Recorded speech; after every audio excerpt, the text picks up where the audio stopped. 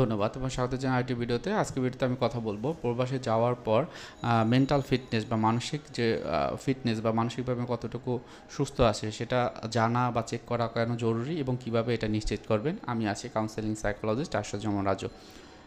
বর্তমান প্র্যাকটিস করছি final mental health care centre, যেটি মিরপুর 2 অবস্থিত। আপনারা যারা প্রবাসে যেতে যাচ্ছেন তাদের কিছু প্রিপারেশন বা প্রস্তুতির দরকার আছে, কেননা আপনি নতুন একটা পরিবেশে যাচ্ছেন, সেই পরিবেশে খাপ খাওয়ানো এবং আপনার যে এইমটি থাকবে বা লক্ষ্যটি থাকবে সেই অনুযায়ী কাজ করার ক্ষেত্রে অবশ্যই আপনাকে কিছু মেন্টাল প্রিপারেশন দরকার হবে। আমি জানি আমার যার কাছে যারা মানে এই যে কাউন্সেলিং বা সাইকোথেরাপিটা নিচ্ছেন বা বিভিন্ন রকমের চিকিৎসা নিচ্ছেন, তাদের ক্ষেত্রে আমি দেখেছি যে তারা এমন কিছু প্রিপারেশন নেয়, যেমন সে বাইরে যাবে কিছু ওষুধ দরকার হবে, সেই ওষুধগুলো সে কিনে নিয়ে যায়। সে বাইরে যাবে, হয়তো বা তার তোয়ালে বা গামছা দরকার হবে, লুঙ্গি দরকার হবে বা কিছু পোশাক দরকার হবে, সেগুলো কিন্তু তারা কিনে নিয়ে যায়। এগুলো কি আমি ওইখানে গিয়ে আমার সেলফ কেয়ারের জন্য এই পোশাক পরিচ্ছদগুলো ব্যবহার করব, আর নিজের ফিজিক্যাল যে ফিটনেসের জন্য এই ওষুধগুলো ব্যবহার করব। তাদের জন্য আমি বলবো যে মেন্টাল কিছু প্রিপারেশন রয়েছে, সেগুলো কিন্তু আপনি করে নিতে পারেন বা কীভাবে করবেন সেই বিষয়গুলোই আমি বলার জন্য মূলত এই ভিডিওটি তৈরি করছি প্রবাসী ভাই যারা আছেন তাদের জন্য। সব প্রথমেই আমি আপনাদের প্রতি সম্মান রেখে এটি শুরু করব, কারণ আপনারা আসলে যারা আছেন তারা পরিবার সমাজ থেকে নিজেকে দূরে রেখে বিভিন্ন রকমের কাজের সাথে নিজেরা নিয়োজিত হচ্ছেন এবং প্রতিনিয়ত শুধুমাত্র আপনার পরিবার না, দেশের জন্য বিভিন্ন রকমের রেমিটেন্স আপনি কিন্তু প্রদান করছেন। সেটা সেই ক্ষেত্রে যেটাকে বলা হয় যে আপনার রেমিটেন্স যোদ্ধা। সো আপনারা যারা যাচ্ছেন বা যেতে চাচ্ছেন তা আপনাদের অবশ্যই কিছু ইন্সপিরেশন থাকে, ইনকারেজিং কিছু বিষয় থাকে যে আমি বিদেশে যাব, এটা হয়তো বা আমার একদম ছোট বয়স থেকে আমাদের একটা চাওয়া পাওয়া অনেকের ভিতরে থাকে। সো যখন যাবেন তার আগে যদি কিছু অ্যাক্টিভিটি আপনি করতে পারেন, যেটা হলো আপনার মেন্টাল হেলথ ভালো রাখার জন্য, দেখবেন এটা আপনার জন্য খুবই পজিটিভ হবে এবং ওখানে গিয়ে প্রোডাক্টিভ হইতে বিভিন্ন রকমের কাজ করতে পারবেন।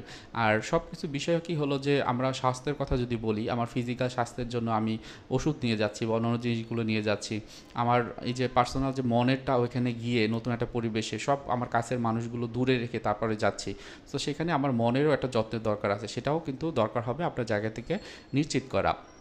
এখন আসেন যে নিশ্চিত করতে হলে কেন জরুরি, আসল ফিটনেসটা কেন জরুরি। তো প্রথমে ওই যে জিনিসটা বললাম, যে কথাটা বললাম যে নতুন একটা পরিবেশে খাপ খাওয়ানো।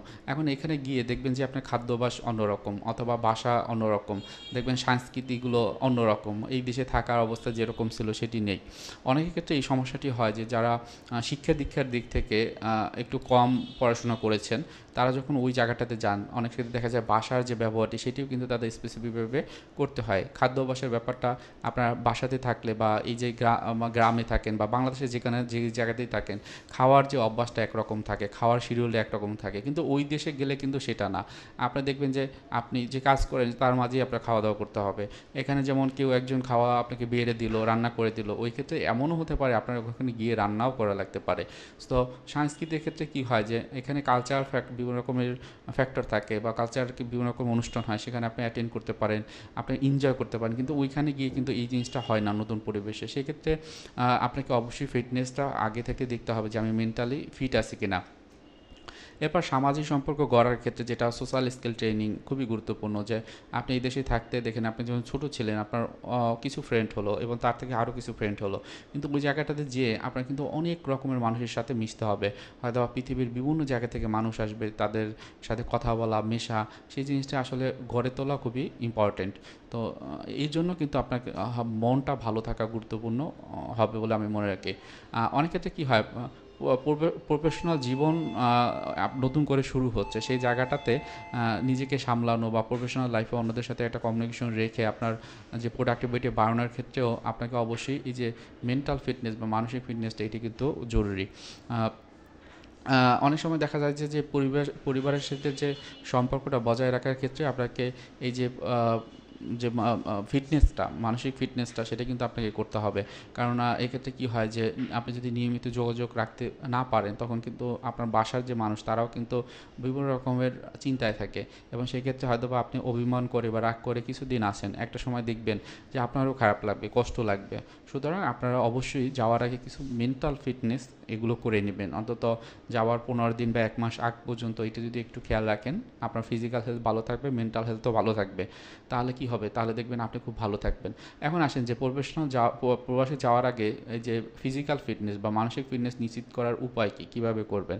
প্রথমে যে জিনিসটি সেটি হলো মেডিটেশন বা যোগব্যায়াম। খুবই ইম্পর্টেন্টলি এটি আপনি যখন বাংলাদেশে থাকবেন একটু প্র্যাকটিস করতে পারেন, যে নিয়মিত মেডিটেশনটা প্র্যাকটিসটা, এবং সেই অনুযায়ী আপনি যদি চলতে পারেন দেশের, তাহলে এটা শিখে গেলেন, ও দেশে যেয়েই করলেন। আমার অন্য ভিডিওতে আমি বলেছি যে মেডিটেশন বা এই যে যোগব্যায়ামের যে ইফেক্টিভনেসটা বা ফলাফলটা, এটা কিন্তু হঠাৎ করে আপনি পাবেন না, কিন্তু এটা আমার মনটা এবং শরীরটাকে অনেক বেশি ভালো রাখে। এটা হয়তো বা আজকে থেকে 10, 15, 20 বছর বা এবং আমি সারা জীবন কিন্তু এর রেজাল্টটা আমরা পাই। সুতরাং এটা অবশ্যই আপনারা করতে পারেন যা বাসাতে থেকেই। তারপর যেটা হয় যে পেশাদার কাউন্সেলিং হয়তো এমন হতে পারে যে আপনার মনটা হয়তো বা অনেক ভালো অথবা মোটামুটি ভালো অথবা অনেক খারাপ, আপনারা অবশ্যই পেশাদার কাউন্সেলিং সেবাটি আপনারা নিতে পারেন। এর মাধ্যমে যেটি হবে যে আপনার যাওয়ার আগে, বিদেশি প্রবাসে যাওয়ার আগে আপনার যে আপনার সম্পর্কে আপনি একটু নিজে জানতে পারবেন। আপনার যদি মানসিক কোনো সমস্যা থেকে থাকে বা এমন কোনো হয় যে সম্ভাবনা থাকে, হয়তো আপনার এখন কষ্ট লাগে, রাগ লাগে, অভিমান লাগে, কিন্তু এটি মানসিক রোগে পরিণত হবে কিনা তার জন্য যদি কাউন্সেলিং নেন, সেটাও কিন্তু আপনার জন্য দেখবেন যে অনেক ভালো একটা ফ্যাক্টর হবে, যেটা আপনাকে ভালো রাখবে। এরপর যেটা হলো স্বাস্থ্যকর জীবনযাপন। আপনি ওখানে যাওয়ার আগে এই যে আমি বলি যে 15 দিন, 1 মাস বা 2 মাস খুব স্বাস্থ্যকর জীবনযাপন পালন করেন, একটু খাওয়া দাওয়া, ঘুম ঠিকমতো করা, একটু যোগব্যায়াম করা, এগুলো করতে পারেন। আমি জানি যে হয়তো অনেকেই জানেন যে এগুলো তো ইজি, এগুলো তো আমরা জানি।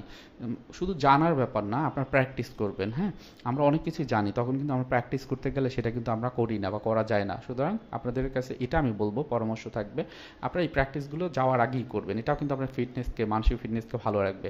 তারপর আমরা বলি যে সামাজিক সংযোগ সাধন করা, অর্থাৎ আপনার বন্ধুবান্ধব, আত্মীয় স্বজন যারা আছে তাদের সাথে মিট করা, নিয়মিত মেশা, তারা কী রকম আছে সেই জিনিসগুলো বাড়া, একটু বেশি বেশি হয়তো বা একটু আপনার নিজেরা একত্রিত হলেন। এটার দ্বারা যেটা হবে যে আপনার বাইরে গেলে হয়তো বা আপনার মনে হবে যে ওই ফ্রেন্ডগুলোর সাথে একটু মিশতে পারতাম যদি, বা কথা বলতে পারতাম যদি, একত্রে যদি যেতে পারতাম সেই নদীর পাড়ে অথবা মাঠের ভিতরে বা ওই যে গাছের পাশে এই যে বসে কথা বলা। সো এই জিনিসটা একটু মেন্টাল সেট করা, হ্যাঁ, মেন্টাল একটা ম্যাপ করা যে আমি বাইরে যাব, বাইরে যাওয়ার আগে আমি হলো এই জিনিসগুলো একটু বেশি বেশি করে নেব, যেন ওখানে গিয়ে এই প্রবলেমটা না হয়। এবং যেটা হয় যে আমরা বলি যে পজিটিভ চিন্তা করা। মনে রাখবেন যে আপনার যা কিছু হোক না কেন, আপনি যদি একটু পজিটিভ মেন্টালিটি হন, মানে আপনার যা কিছু হলো, দেখেন অনেকেই আছে যে সব কিছুতে না না না, বা তারা বলে যে না এটা এটাই এটাই হতে হবে, এটা খারাপ, এটা ভালো, এই যে বিষয়গুলো, এটা প্র্যাকটিসটা ভালো না। আপনি যখন বিদেশে যাবেন, বাইরে যাবেন, তখন দেখবেন ওখানে যে লোকগুলো থাকে তারা কিন্তু অনেকটাই পজিটিভ। তো তাদের সাথে মিশতে গেলে বা তাদের সাথে কাজ করতে গেলে আপনাকে অবশ্যই পজিটিভ যে প্র্যাকটিসটা সেটি করতে হবে, এবং সেটি যদি বাংলাদেশে থেকেই করতে পারেন তাহলে ওখানে গিয়ে কোনো রকমের সমস্যা পড়তে হবে না। এবং আমরা যেটা বলি যে নিজেকে সময় দেওয়া। আপনি যখন এই দেশে থাকবেন, নিজেকে যেমন সময় দিবেন, আপনার কোন কাজগুলো ভালো লাগে, কোন কাজগুলো আপনি করতে স্বাচ্ছন্দ্য বোধ করেন, সেই কাজগুলো করতে পারেন। আপনার বন্ধুবান্ধব, আত্মীয় স্বজন যেমন মিশবেন, সাথে সাথে আপনার পরিবারে যে লোক আছে, হয়তো বা আপনার আপনার কি যে বেটার হাফ বা আপনার অর্ধাঙ্গিনী বা যিনি আছেন যে আপনার হাজব্যান্ড বা ওয়াইফ, তার সাথে একটু বেশি সময় দিতে পারেন। মা বাবাকে একটু বেশি সময় দিতে পারেন, তাদের কথাগুলো শুনতে পারেন, আপনার মনের অভিব্যক্তিগুলো বলতে পারেন। এটা কিন্তু খুবই ভালো কাজ করে যারা এগুলো করে তারপর বিদেশে যাওয়ার চিন্তা ভাবনা করে। সর্বশেষে আমি যে জিনিসটা আমি বলবো সেটা হলো নিজের উপর বিশ্বাস রাখা। সবসময় মনে রাখবেন আপনার ভিতরে ক্যাপাবিলিটি আছে, আপনার ক্যাপাবিলিটি আছে বলেই আপনি বিদেশে যাওয়ার একটা সুযোগ পেয়েছেন বা বিদেশে যাবেন। আপনি ওখান থেকে এমন কিছু করবেন যার দ্বারা আপনি নিজে যেমন উপকৃত হবেন, আপনার ফ্যামিলি মেম্বাররা হবে, আপনার দেশও হবে। সুতরাং আপনার সেই যে স্ট্রেংথটা সেটা কিন্তু আপনার ভিতরে আছে, সেটি আপনি অবশ্যই ধারণ করেন, এবং এটা ভেবেই আপনি সব রকমের কাজ করার যে প্রচেষ্টা সেটি করবেন। দেখবেন আপনি আসলেই সাকসেস হতে পারবেন সব কিছুতে।